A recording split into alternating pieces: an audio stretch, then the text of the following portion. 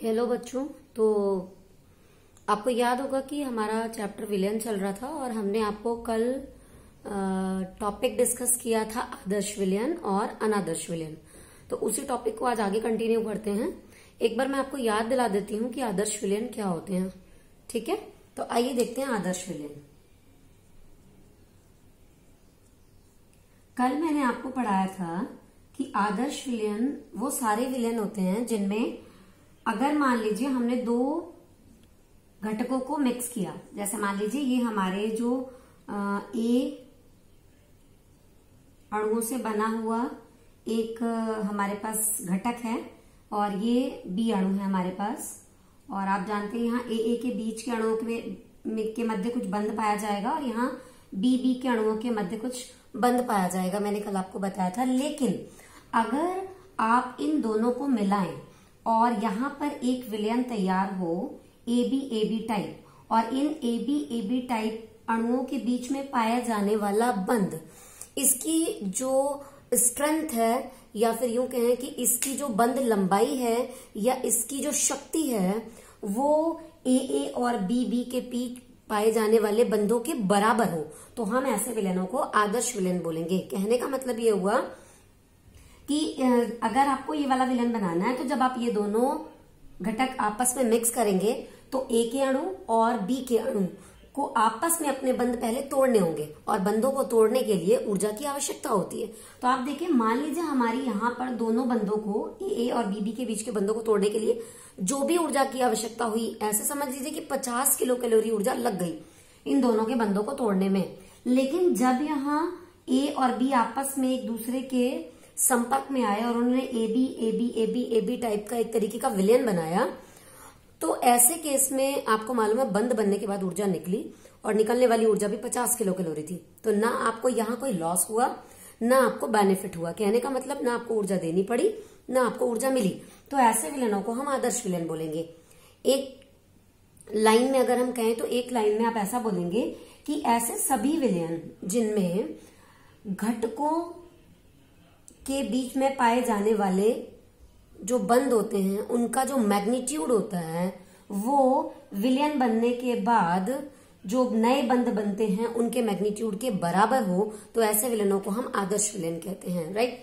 तो अब सबसे पहले आपको ये बात क्लियर हो गई है कि यहाँ पर बंध जो होते हैं वो इस तरीके के होते हैं। तो यहाँ जब ए को हम गर्म कर रहे थे तो ए अपनी कुछ वाष्प बनाएगा और उनकी वाष्प जो है अपना वाष्प दाब क्रिएट करेंगी, यानी ए का कुछ अपना वाष्प दाब होगा और बी का अपना कुछ वाष्प दाब होगा। लेकिन जब आपने दोनों को मिक्स किया, ए बी टाइप एक विलयन बन गया, तो इस विलयन का वाष्प दाब अगर इसके और इसके वाष्प दाब के योग के बराबर हो तो हम कह सकते हैं कि ये आदर्श विलयन है और ये राउल्ट के नियम को फॉलो कर रहा है।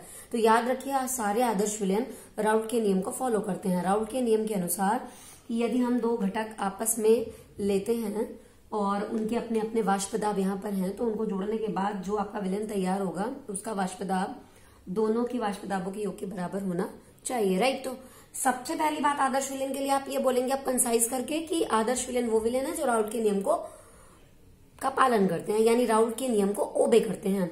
सेकेंड, आपको ये चीज समझ में आई होगी, मैंने अभी आपको बताया पहला पॉइंट कि ये सभी विलयन राउल्ट के नियम का पालन कर रहे हैं, ये पहला पॉइंट हो गया। और सेकेंड पॉइंट आपका ये हुआ कि इनके लिए डेल्टा एच मिक्सिंग 0। मैं आपको कल ही ये बात बता चुकी हूं कि डेल्टा एच का मतलब होता है नेट हीट ऑफ रिएक्शन, यानी किसी अभिक्रिया की कुल ऊष्मा। ठीक है, ये चीज आपने 11th क्लास में पढ़ी थी, अभिक्रिया की कुल ऊष्मा। तो आप मुझे ये बताइए कि यहाँ पर मैंने आपको बताया ए और बी के बंधों को आपस में तोड़ना होगा, तो इनको तोड़ने के लिए ऊर्जा देनी पड़ी। लेकिन जो ए बी बंध बने उसमें ऊर्जा जो है उतनी ही निकल आई, तो ना हमें ऊर्जा देनी पड़ रही है ना लेनी पड़ रही है। तो ऐसे केस में हमारे पास मिक्स करने के बाद डेल्टा एच का मान 0 ही आएगा। और बिल्कुल ऐसे ही आपको तीसरा पॉइंट पढ़ना है, delta V mixing equal to 0। Delta V mixing का मतलब ये हुआ कि अगर आपने इन दोनों विलयनों को मिलाया, सपोज यहाँ पर ए का हमने आपको कुछ ml दे दिया है और बी का कुछ ml दे दिया है, आप ऐसे समझ लिए 10 ml इसका और 10 ml इसका, तो डेल्टा वी का मतलब ये होता है कि वॉल्यूम में डिफरेंस। तो वॉल्यूम में डिफरेंस निकाला जाता है V2 माइनस V1 से। तो आपको ये पता होना चाहिए कि V2 जो है फाइनली ये आदर्श विलयन जो है इनके लिए V2 भी उतना ही आएगा जितना V1 था। आप जरा देखिए, V2 का मतलब जब आप दोनों विलयनों को आपस में मिक्स कर रहे हैं तो 10 और 10 20 ml आना चाहिए, तो V2 20 ही आ रहा है। और V1 आपका कितना था, 10 + 10 यानी वो भी 20 था। तो आप देखिए 20 में से 20 गया इक्वल टू 0 बचा, यानी डेल्टा V मिक्सिंग भी 0 है। तो ऐसे सारे विलयनों को हम कौन सा विलन बोलेंगे, आदर्श। लेकिन कल मैंने आपको यहाँ पर उदाहरण नहीं बता पाया, और आइए देखते हैं इसका एग्जाम्पल क्या है। तो आप देखिए इसका एग्जाम्पल हम जो लेने वाले हैं वो पहला है आपका क्लोरोबेंजीन और ब्रोमोबेंजीन। तो आप देखिए क्लोरोबेंजीन और ब्रोमोबेंजीन, आप ध्यान से देखिए दोनों के ही मैं आपको स्ट्रक्चर बना के दे रही हूं। दिस वन इज क्लोरोबेंजीन, और ये जो आपको मैं नीचे बना के दे रही हूं ये आपका है ब्रोमोबेंजीन। ठीक है, यानी कि बेंजीन में जब Cl लगा होगा तो क्लोरोबेंजीन, और बेंजीन में जब Br लगा होगा तो ब्रोमोबेंजीन। ये बात आपने 11th क्लास में पढ़ी हुई है कि ये जो बेंजीन में ये वाला पार्ट है ये कार्बन है और ये क्लोरीन है, और यहाँ ब्रोमोबेंजीन में ये वाला पार्ट कार्बन है और ये ब्रोमीन है। और आपको बहुत अच्छे से पता है कि कार्बन और क्लोरीन में ज्यादा विद्युत ऋणात्मक, जैसे मैं बोलती हूँ कि ये बहुत ज्यादा चालाक है, चालाक का मतलब बहुत ज्यादा विद्युत ऋणात्मक Cl। तो आप जानते हैं ये बंद के इलेक्ट्रॉनों को किधर खींचेगा, अपनी तरफ खींचेगा।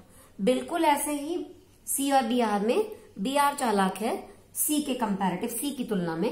तो आप देखिए ये Br बंद के इलेक्ट्रॉनों को किधर खींचेगा, अपनी तरफ खींचेगा। तो इस तरीके से क्या होगा कि ये वाला जो हिस्सा है इस पर इलेक्ट्रॉनों की थोड़ी कमी आ जाएगी, और थोड़ी कमी आने का मतलब है आप यहाँ पर आंशिक प्लस चार्ज लिखोगे और यहाँ आंशिक नेगेटिव चार्ज लिखोगे। तो आप देखिए यहाँ पर दो पोल क्रिएट हो गए, प्लस और माइनस। इसका मतलब ये आपका ध्रुवीय अणु हो गया। और बिल्कुल ऐसे यहाँ भी पार्शियल धनात्मक यानी आंशिक धनात्मक आएगा, और यहाँ आंशिक ऋणात्मक आ जाएगा, और ये वाला बंध भी आपका जो है वो ध्रुवीय हो जाएगा। राइट, तो जब ये दोनों बंध आपके दोनों ही अणुओं में ध्रुवता है, यानी दोनों ही अणु ध्रुवीय हैं, तो आप देखिए इनके अणुओं के मध्य पाए जाने वाले जो बंध होंगे वो आपने पढ़ा होगा, ये पोलर मॉलिक्यूल है। ठीक है, तो पोलर मॉलिक्यूल में जब आपस में पोलर मॉलिक्यूल जुड़ते हैं तो उसमें कौन सा फोर्स होता है, आपने 5th चैप्टर में पढ़ा था, स्टेट्स ऑफ मैटर, यानी कि पदार्थ की अवस्थाओं में हमने आपको पढ़ाया था। तो उसमें देखिए पोलर अणुओं के मध्य जो बंध होता है उसे हम कहते हैं